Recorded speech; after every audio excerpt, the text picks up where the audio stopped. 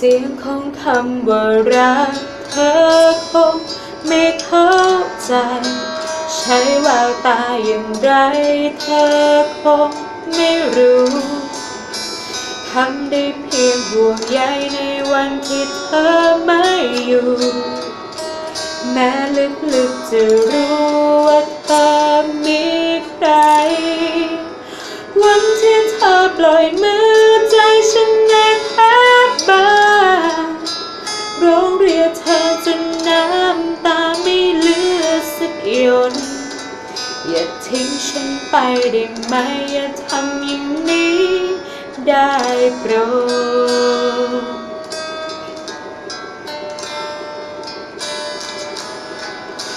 ทั้งหัวใจของมันมีแค่ห้องเดียวมีให้คนที่รักคนเดียวเท่านั้นแม้ว่าโดนปล่อยทิ้งยังคงรอคอยนับวันคนที่มันรักจะกลับมาเหมือนเคย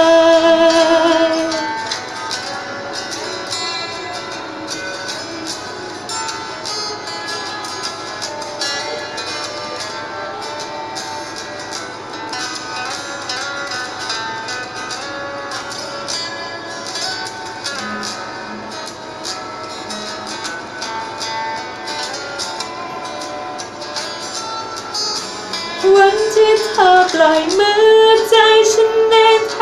บบางร้องเรียกเธอจนน้ำตาไม่เหลือสักหยด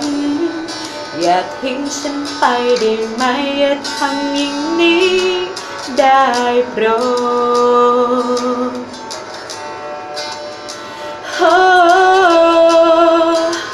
ทั้งหัวใจของมันมีแค่ห้องเดียวมีให้คนที่รักคนเดียวเท่านั้นแม้ว่าโดนปล่อยทิ้งยังคงรอคอยนับวันคนที่มันรักจะกลับมาเหมือนเคยเพราะว่าใจของมันมีแค่ที่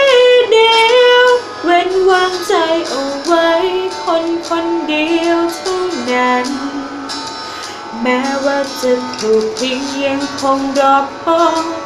สักวัน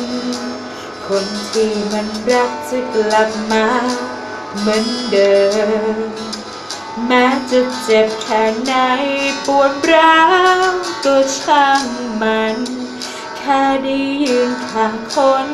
ที่รักก็พอ